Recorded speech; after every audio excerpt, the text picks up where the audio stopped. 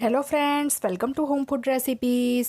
આજે આપણે બનાવીશું નવા જ સ્વાદમાં લસણિયા ગવાર અને બટાકાનું શાક. જે તમે એકવાર જો આ રીતે બનાવીને ખાઈ લેશો તો જૂની બધી જ રીત ભૂલી જશો અને હંમેશા આ શાક તમે આ જ રીતે બનાવશો.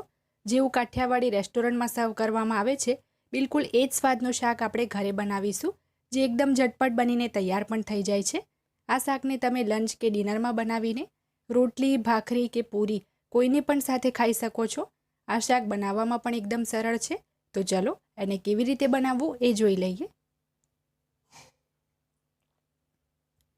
તો સૌથી પહેલાં આપણે એક કુકરમાં સમારેલા ગવાર અને બટાકા ઉમેરી દઈશું. અહીંયા મેં 250 ગ્રામ જેટલી ગવાર સિંગ અને એક મીડિયમ સાઇઝનું બટાકું લઈને બંનેને બરાબર ધોઈને લાંબા ટુકડામાં સમારી લીધું છે.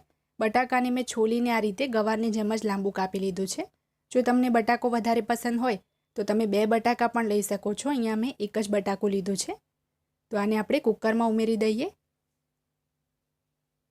હવે આની અંદર આપણે 1 કપ જેટલું એટલે કે 200 ml જેટલું પાણી ઉમેરવાનું છે. પાણી એકદમ વધારે નથી ઉમેરવાનું, બસ ગવાર અને બટાકા થોડા ડૂબે એટલું જ મેં પાણી એડ કર્યું છે. બાફતી વખતે જેમાં 5 ચમચી હળદર અને 1 ચમચી જેટલું મીઠું ઉમેરીશું.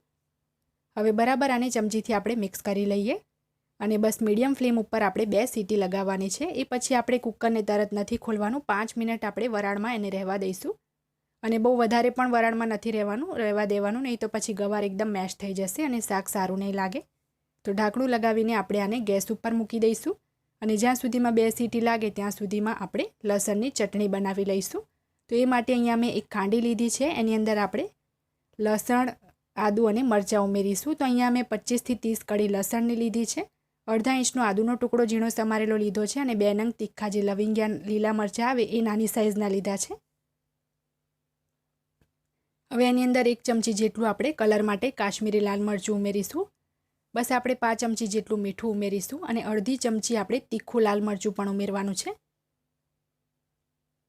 હવે આપણે અધકચરું રહે એ રીતનું એને વાટી લેવાનું છે. બિલકુલ પણ આને આપણે પેસ્ટ નથી કરવાની. તો અહીંયા તમે જોઈ શકો છો આપણી લસણની ચટણી વટાઈ ગઈ છે.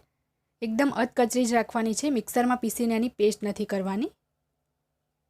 તો 2 સીટી પછી કુકરને 5 મિનિટ રહીને મેં ખોલી લીધું હતું અને તમે જોઈ શકો છો ગવાર અને બટાકા આપણા સરસ ચડી ગયા છે. જો તમે એને મેશ કરીને જુઓ તો હાથથી સરસ મેશ થવું જોઈએ.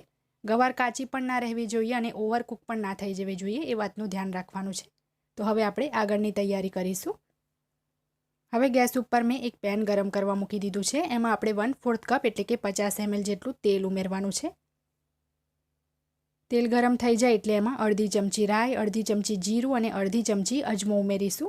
ગવારનું શાક છે એટલે અજમો ચોક્કસથી ઉમેરવાનો છે. 5 ચમચી જેટલી હિંગ ઉમેરી દઈએ. હવે જે ચટણી વાટીને રાખી હતી એ બધી જ ચટણી આપણે આમાં એડ કરી દઈશું. લસણિયા ગવારનું શાક છે તો લસણનો ફ્લેવર જ આમાં વધારે રાખવાનો છે અને આ રીતે ચટણી જે છે ફ્રેશ વાટીને જ એડ કરવાની છે, તો જ શાકનો સ્વાદ સારો આવે છે. તો આ ચટણીને આપણે 1 મિનિટ ધીમા તાપે તેલ છૂટું પડે ત્યાં સુધી ચડવા દઈએ.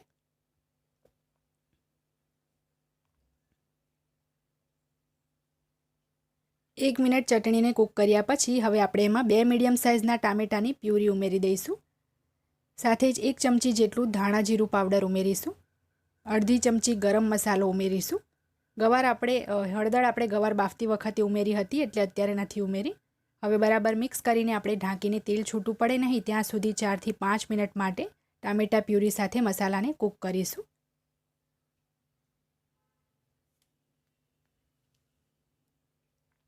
ચારથી 5 મિનિટ પછી મેં ઢાંકણ ખોલી લીધું છે. તમે જોઈ શકો છો બધું જ તેલ છૂટું પડી ગયું છે. તો હવે એની અંદર એક નાની સાઇઝનું ટામેટું આપણે મીડિયમ ટુકડામાં સમારીને ઉમેરીશું અને આ ટામેટાને પણ આપણે 2 મિનિટ માટે ખુલ્લું રાખીને જ સોફ્ટ થાય ત્યાં સુધી ચડવા દેવાનું છે. તો ટામેટું આપણું સરસ સોફ્ટ થઈ જાય પછી આપણે એની અંદર 3 ટેબલસ્પૂન જેટલો અધકચરો કરેલો સિંગદાણાનો પાવડર અને 2 ચમચી જેટલું સૂકા કોપરાનું છીણ ઉમેરીશું. સાથે જ 1 ચમચી એમાં ખાંડ ઉમેરવાની છે. 1/4 કપ જેટલું 50 ml જેટલું પાણી ઉમેરીશું અને બધું જ બરાબર મિક્સ કરીને આપણે ફરીથી ઢાંકીને 2 થી 3 મિનિટ માટે એને તેલ છૂટું પડે નહીં ત્યાં સુધી ચડવા દેવાનું છે. 2-3 મિનિટ પછી આપણે ઢાંકણ ખોલી લઈએ. તો મસાલામાંથી બધું જ તેલ છૂટું પડી ગયું છે. તો હવે આપણે આ સ્ટેજ ઉપર એની સાથે પાણી સાથે જે ગવાર અને બટાકા બાફીને રાખ્યા હતા એ એડ કરી દઈશું. થોડું સ્વાદ મુજબ એમાં મીઠું ઉમેરવાનું છે અને બરાબર મિક્સ કરીને આપણે બધું પાણી સુકાય નહીં ત્યાં સુધી ખુલ્લું રાખીને જ 2-3 મિનિટ ફાસ્ટ ફ્લેમ ઉપર એને ચડવા દઈશું. આ જે શાક છે એની કન્સિસ્ટન્સી સેમી થીક હોય છે, વધારે પડતું ગ્રેવીવાળું પણ નથી હોતું કે વધારે સૂકું પણ નથી હોતું. તો 2 થી 3 મિનિટ ફાસ્ટ ફ્લેમ પર કૂક કર્યા પછી તમે જોઈ શકો છો શાકનું જે મોસ્ટલી પાણી છે એ બળી ગયું છે. તો આ સ્ટેજ ઉપર આપણે ગેસ બંધ કરી દેવાનો છે અને છેલ્લે એમાં થોડા ઝીણા સમારેલા લીલા ધાણા ઉમેરીને શાકને સર્વ કરી લઈશું. જો તમે સિમ્પલ રીતે ગવાર બટાકાનું શાક બનાવીને ખાતા હોય તો એકવાર મારી આ રેસીપી ચોક્કસથી ટ્રાય કરજો. ઘરમાં બધાને ખૂબ જ પસંદ આવશે. એકદમ ઝટપટ ફક્ત 15 જ મિનિટમાં આ શાક રેડી થઈ જાય છે. જો તમને મારી આજની આ રેસીપી પસંદ આવી હોય તો ચેનલને સબસ્ક્રાઇબ કરીને બેલ આઇકન ચોક્કસથી પ્રેસ કરજો, જેથી મારા આવનારા દરેક નવા વિડીયોની નોટિફિકેશન તરત જ તમને મળે.